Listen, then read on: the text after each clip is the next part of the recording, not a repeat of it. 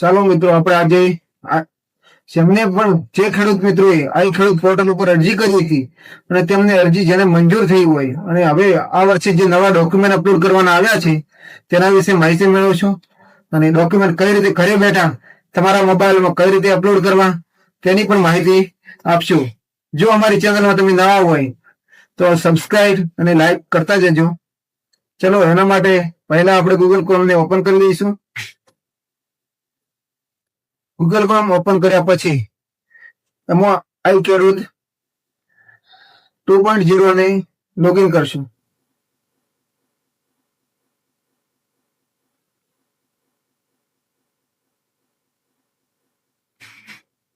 આ ખેડૂતનું સોફ્ટવેર ખુલ્યા પછી આપણે લોગિન ઉપર ક્લિક કરશું.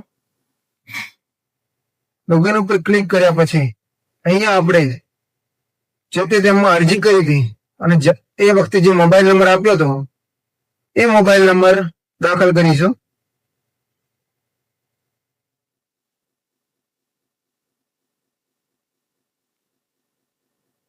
મોબાઈલ દાખલ કર્યા પછી અહીંયા એક પાસવર્ડ અને એક ઓટીપી બંનેનો ઓપ્શન છે. જો તમને પાસવર્ડ યાદ હોય તો પાસવર્ડ અહીંયા નાખી શકો છો, અથવા તો ઓટીપી ઉપર ક્લિક કરી અને અહીંયા તમારા જે નંબર ઉપર ઓટીપી આવે તે અહીંયા દાખલ કરી દેવાનો છે. ચલો, મને પાસવર્ડ યાદ છે, હું પાસવર્ડ નાખી દઉં છું.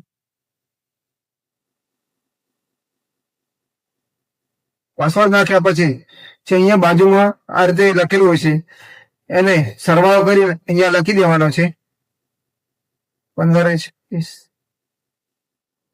એ નાખ્યા પછી આ રીતે સોફ્ટવેર લોગિન થશે.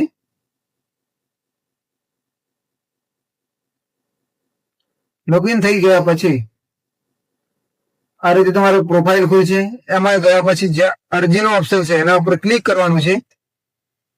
ત્યાં તમારી જેટલી પણ અરજીઓ કરેલી છે બધી જ અરજીઓ દેખાડશે.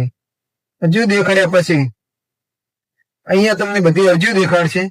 એમાં કઈ અરજી પાસ થઈ છે એનું તમારે આ રીતે ઓપ્શન બતાવશે. એટલે આમાં ઘણા કે અમને ગ્રાઉન્ડેડ લીગલની અરજી પાસ થઈ છે તો એના ડોક્યુમેન્ટ અપલોડ કરવા માટે ક્લેમ સબમિટ ઉપર આપણે ક્લિક કરવાનું છે. સબમિટ કર્યા પછી આ રીતે એક ઓપ્શન ખુલશે નવું, જેમાં પહેલા જાતિનું પ્રમાણપત્ર અપલોડ કરવાનું થશે. જેને લાગુ પડતું હોય તેમાં તેને સંયુક્ત ખાતેદારના કિસ્સામાં બાંહેધરી પત્રક, બેંક પાસબુક, જે ખરીદી વસ્તુ ખરીદી હોય એનું પાકું જીએસટી વાળું બિલ,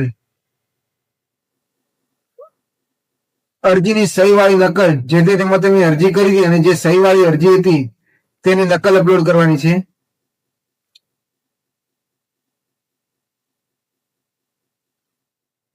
એના પછી અરજીની સહી વાળી નકલ પાછળ પેલામાં પેલા આગળનો ભાગ અને અહીંયા પાછળનો ભાગ 7/12/8 ઉતારા, પછી આધાર કાર્ડ આગળનો ભાગ અને પાછળનો ભાગ.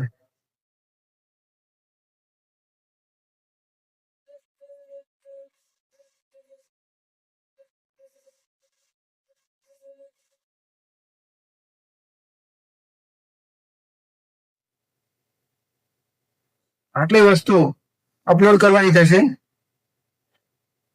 ગણો કે તમારે અહીંયા આપણી બેંકને પાસબુક અપલોડ કરવાની છે. અહીંયા તમારે જમા પણ સેવ કરેલું હોય ત્યાંથી લઈ લેવાની છે. તમારા ફોલ્ડરમાં જે તમે સ્કેન કરીને રાખ્યા હોય ડોક્યુમેન્ટ ત્યાંથી. ગણો કે મારા ડોક્યુમેન્ટ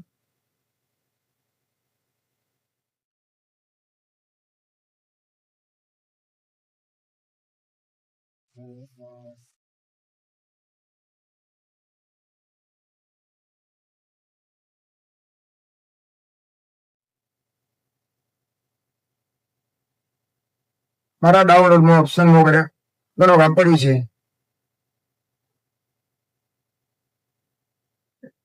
આ રીતે અપલોડ કરી દેવાનું. અહીંયા અપલોડ થશે એટલે આ રીતે બતાવી દેશે. ખરીદીનું બિલ એ પણ પીડીએફ માં અપલોડ કરવાનું થશે એટલે એ પણ અહીંયા આ રીતે પડી દેશે. તમે અહીંયા અપલોડ આ રીતે કરી શકો છો. એ રીતે બધા ડોક્યુમેન્ટ અપલોડ કર્યા પછી અહીંયા સબમિટ નું બટન છે, એના ઉપર ક્લિક કરશો એટલે સેવ થઈ જશે. પછી તમારા ડોક્યુમેન્ટ અપલોડ થઈ જશે. બસ એટલું જ. આ રીતે તમે ઘરે બેઠા તમારા મોબાઈલથી ડોક્યુમેન્ટ અપલોડ કરી શકો છો.